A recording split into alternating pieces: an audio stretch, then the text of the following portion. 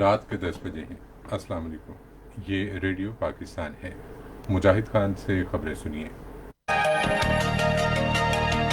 اہم خبروں کا خلاصہ۔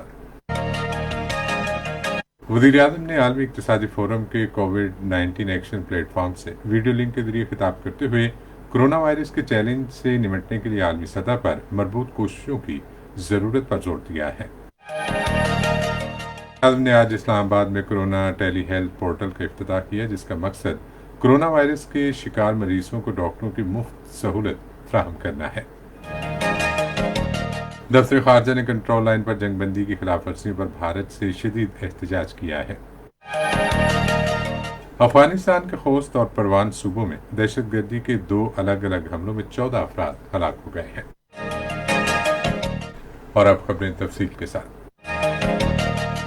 وزیر اعظم عمران خان نے کرونا وائرس کی وبا سے نمٹنے کے لیے عالمی سطح پر مربوط اور مشترکہ کوششوں کی ضرورت پر زور دیا ہے۔ انہوں نے آج رات عالمی اقتصادی فورم کے کووڈ ایکشن پلیٹ فارم سے ویڈیو لنک کے ذریعے خطاب کرتے ہوئے کہا کہ ترقی یافتہ دنیا کے مسائل ترقی پذیر ممالک کو درپیش مسائل سے بالکل مختلف ہیں۔ انہوں نے کہا کہ ہمیں لاک ڈاؤن کے ذریعے وائرس کے پھیلاؤ کو روکنے اور بڑھتی ہوئی غربت پر لاک ڈاؤن کی وجہ سے پڑنے والے اثرات سے نمٹنے کے دوہرے چیلنج کا سامنا ہے۔ ہم نے لاک ڈاؤن میں نرمی کا فیصلہ کیا اور کچھ صنعتیں کھول دیں تاکہ لوگوں کو روزی روٹی کمانے میں مدد ملے۔ انہوں نے کہا کہ ہمیں سخت اقتصادی صورتحال کا سامنا ہے اور کئی اقدامات کر کے کرنٹ اکاؤنٹ خسارے کو کم کرنے کے لیے سخت محنت کی۔ وزیر اعظم نے کہا کہ ہمیں غیر ملکی زر مبادلہ میں کمی اور معیشت میں سست روی کا سامنا ہے۔ عمران خان نے کہا کہ پاکستان کو مسئلے سے نمٹنے کے لیے صحت کے شعبے میں مدد کی ضرورت ہے۔ وزیر اعظم عمران خان نے آج اسلام آباد میں کووڈ-19 ٹیلی ہیلتھ پورٹل کا افتتاح کیا، جس کا مقصد مریضوں کو موبائل فون کے ذریعے ڈاکٹروں تک رسائی کے لیے مفت طبی مشاورتی پلیٹ فارم مہیا کرنا ہے۔ انہوں نے اس موقع پر اظہار خیال کرتے ہوئے کہا کہ واٹس ایپ موبائل نمبروں کے ذریعے مریضوں کو اپنے گھروں سے نکلے بغیر طبی مشورہ فراہم کرنے کے لیے مدد حاصل کرنے میں مدد ملے گی۔ انہوں نے ڈاکٹروں بالخصوص لیڈی ڈاکٹرز پر زور دیا کہ وہ خود کو رضاکارانہ طور پر ٹیلی ہیلتھ پورٹل میں اندراج کرائیں اور مریضوں کو معاونت فراہم کریں۔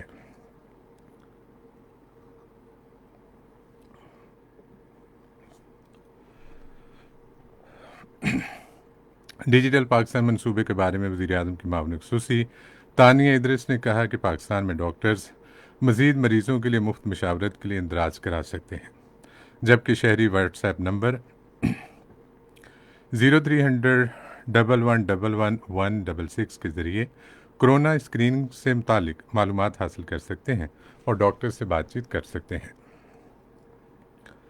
بری فوج کے سربراہ جنرل قمر جاوید باجوہ نے وزیر اعظم عمران خان سے آج اسلام آباد میں ملاقات کی ہے۔ ملاقات کے دوران اندرونی سلامتی، کرونا وبا کی موجودہ صورتحال، امدادی کوششوں اور مجموعی علاقائی سلامتی کی صورتحال پر تبادلہ خیال کیا گیا۔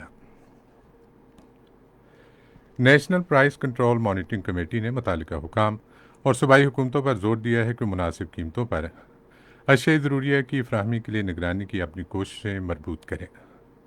National price control monitoring committee کا اجلاس سیکرٹری خزانہ کی زیر صدارت اسلام آباد میں ہوا۔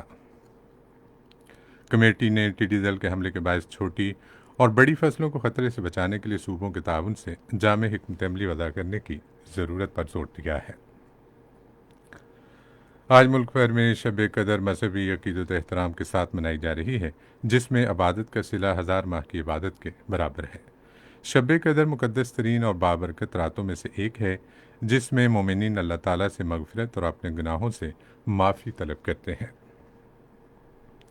بھارت کے ایک سینئر سفارتکار کو آج دفتر خارجہ طلب کر کے گزشتہ روز کنٹرول لائن کے نکیال سیکٹر میں بھارتی قابض افواج کی طرف سے جنگ بندی کی خلاف ورزیوں پر شدید احتجاج کیا گیا۔